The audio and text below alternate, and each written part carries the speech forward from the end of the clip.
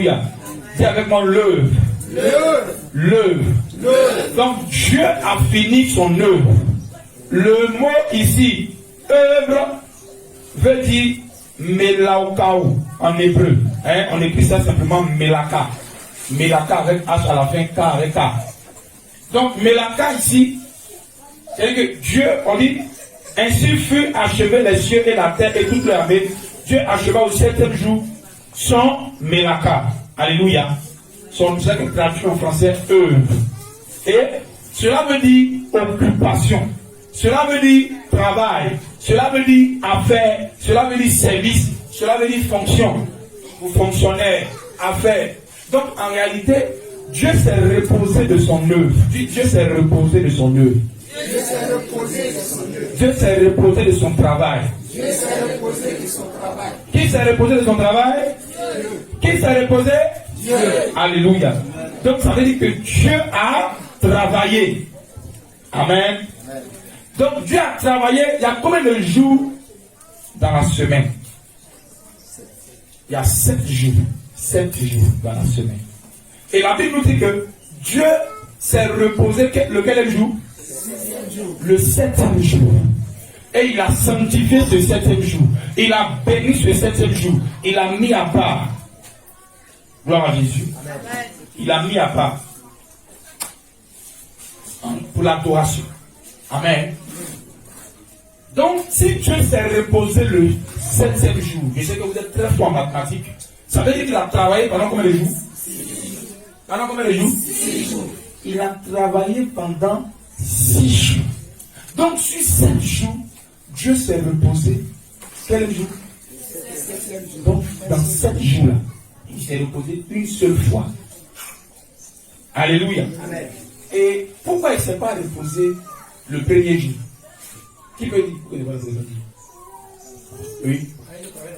Parce que son travail n'est pas fini. Pourquoi il ne s'est pas reposé le deuxième jour? Troisième jour, 4e jour, 5e jour, 6e jour. Donc quelle conclusion on peut tirer là? Ça veut dire que c'est à la fin du travail qu'on se... Aujourd'hui on veut une génération qui veut se reposer en même temps. Aujourd'hui on a une génération qui veut se reposer sans travailler. Sans travailler. Elle veut se reposer sans travailler. Dieu même qui est Dieu, il a travaillé pendant 6 jours. Il s'est reposé un seul jour. Nous, on veut travailler un jour et se reposer 6 jours.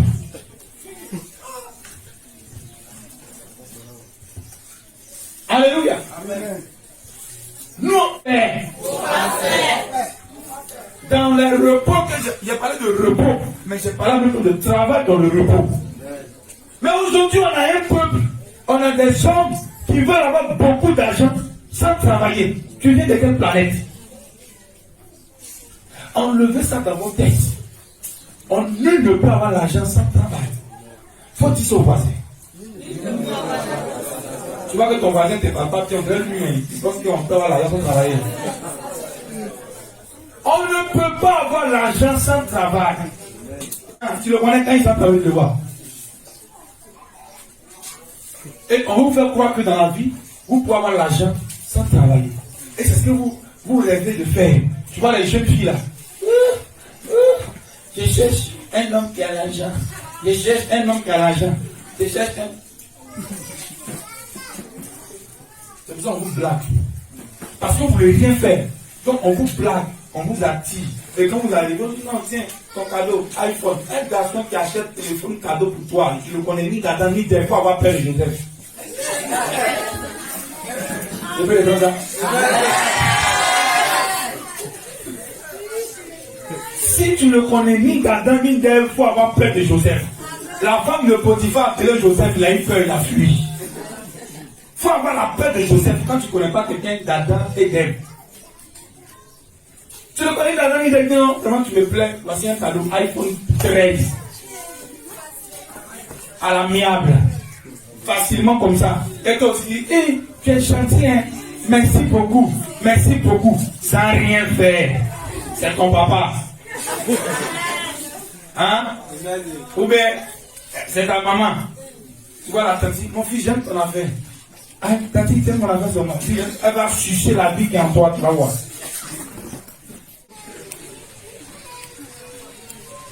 Tu dois travailler si tu veux l'argent.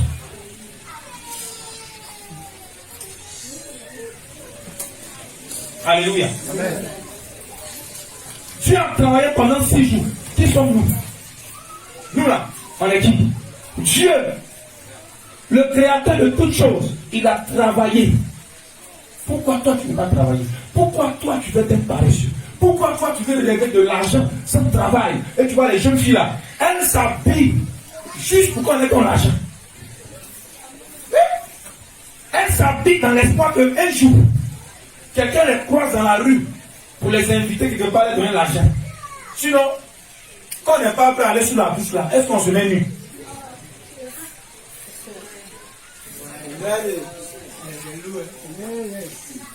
J'ai dit qu'on n'est pas prêt à aller se laver, est-ce qu'on se met nu? Non. Mais elle se met nu et puis elle se promène dans la rue. Habille quelle porte, quand on donne mon argent. Voici tes joueurs derrière toi. Voici ici. Et quand elles ont envie même d'enlever le soutien sur un côté comme ça, puis on marche. C'est quoi? Si c'est pas l'argent, tu cherches. Tu vas attirer. Il y a de la bonne marchandise. De la bonne marchandise. Viens voir, venez plier. Espérant tomber sur quelqu'un qui a l'argent, va donner l'argent. Donne-moi l'argent, donne-moi l'argent. Vous savez que l'argent, on travaille pour avoir ça. Des jeunes qui sont assis là, qui passent leur temps à Blanche-Neige. Mon pied va rentrer dans la chaussure. Je ne sais pas si c'est Blanche-Neige avec qui là. C'est quel fils là? Cendrillon. Mon pied va rentrer dans la chaussure. J'ai marié le prince. Tu connais le prince? Tu veux que je te montre où la bite? Viens. Je vais te montrer où la bite. Le prince là. Ne riez pas, c'est sérieux. Elles sont là dans leur cœur là. Oh Dieu, un homme riche n'a pas de mari. Le prince se trouve dans le monsieur, le jeune homme qui n'a rien, qui se parle. Yes! C'est lui qui est le prince.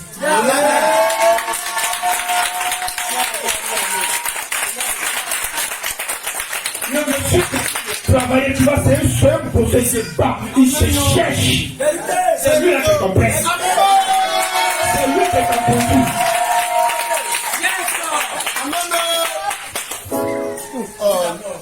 J'ai plus de respect pour ma femme.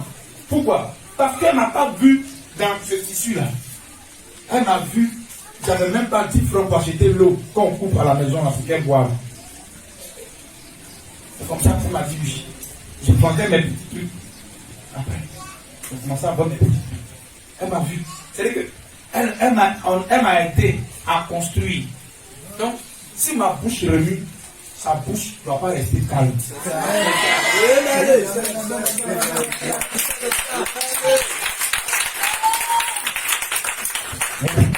Un prince, ma femme est mariée. Tu sais comment elle a fait pour avoir son argent? Vous êtes assis à l'église, vos yeux sont sur vous, les yeux. Ne m'intéresse pas. Qui a garé la voiture? Il est marié.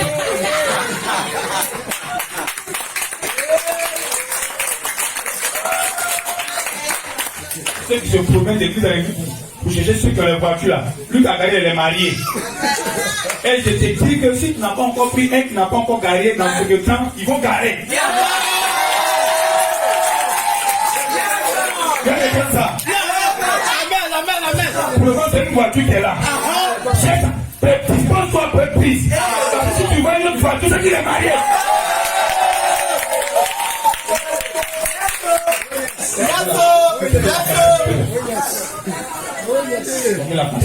Tout ce quand tu vois une voiture, n'importe qui la personne n'est pas mariée.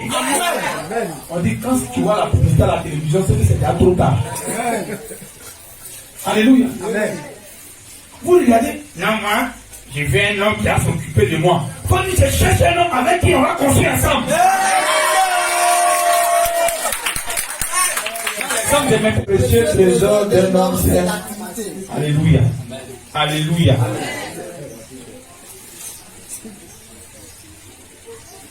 L'homme peut avoir plusieurs trésors.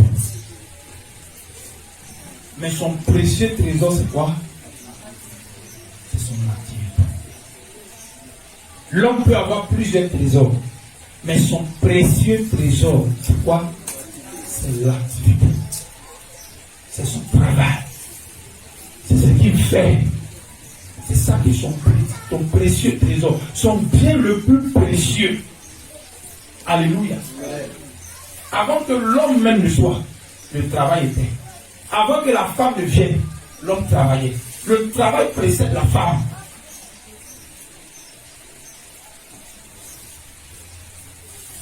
Vous voulez vous marier, vous êtes là. Tu es marié sans travail. Alléluia. Dieu sait que le précieux trésor de l'homme, c'est son travail. C'est la raison pour laquelle, quand il a créé l'homme, il n'a pas donné femme d'abord, il a donné travail. Quand Dieu a créé l'homme, il ne lui a pas donné femme d'abord. Il lui a donné quoi? Le travail d'abord.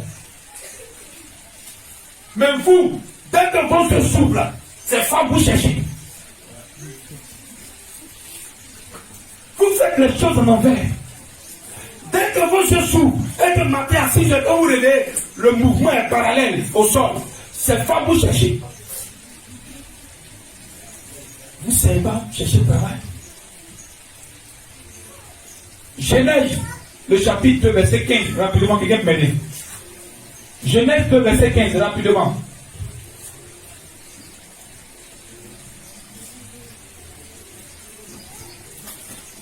Tu es là, hein? Tu es puissant. Tu es puissant, tu n'es pas puissant. Non, vraiment, tu es puissant. Amen. Oui. Genèse 2, verset 15. L'Éternel Dieu prit l'homme. L'Éternel Dieu a pris l'homme. Et le plaça dans le jardin d'Éden. Il l'a placé dans le jardin. Pour le cultiver. Pourquoi? Pour le cultiver. Pourquoi? Pour le cultiver. Non, pour danser. Pour rire. Parce qu'on vous fait rire de nos jours. Quand tu allumes la télé, tu vois à la télévision des gens qui jouent en place. Qui jouent marraine. À la télé. Tout ce qu'on vous montre là, c'est du divertissement. Même la chaîne nationale, elle vous montre quoi? Parce qu'on doit vous distraire au maximum. Dieu a placé l'homme dans le jardin. Pourquoi? Pour le cultiver. Le mot cultiver en hébreu ici, ça veut dire le travail. Il a mis l'homme dedans pour travailler. Ça veut dire que quand Dieu a créé l'homme là, il lui a créé de bénéfice. Il lui a donné quoi? Le travail. Le travail précède le mariage. Le travail précède le mariage. Donne-moi un bon amen. Le travail précède le mariage. S'il ne travaille pas, ne le marie pas.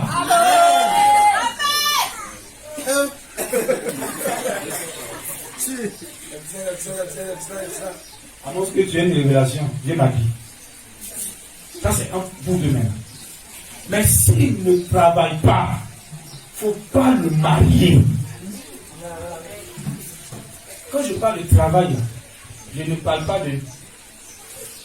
J'ai déployé mon diplôme, on m'a embauché seulement. Non.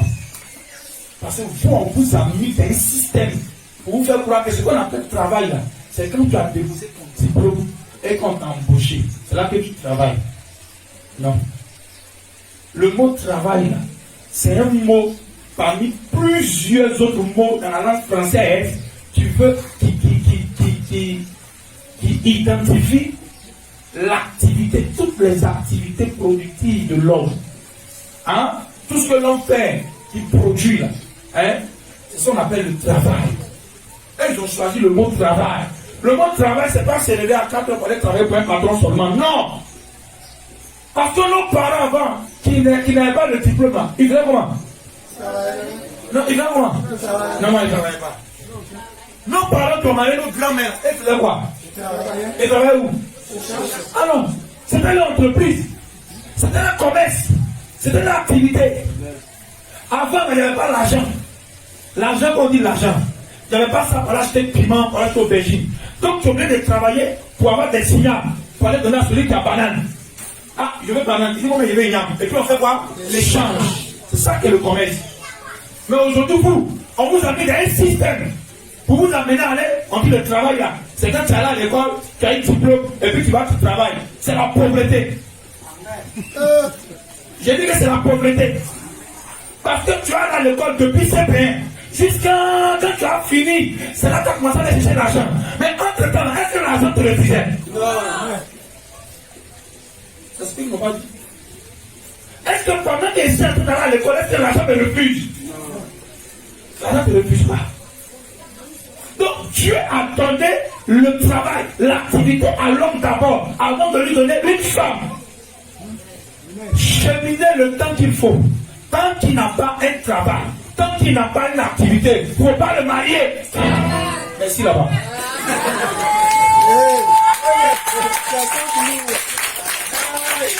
Non, c'est la lumière de ma... Non, en fait c'est marié par la foi. Après le mariage là, Dieu a envoyé le travail.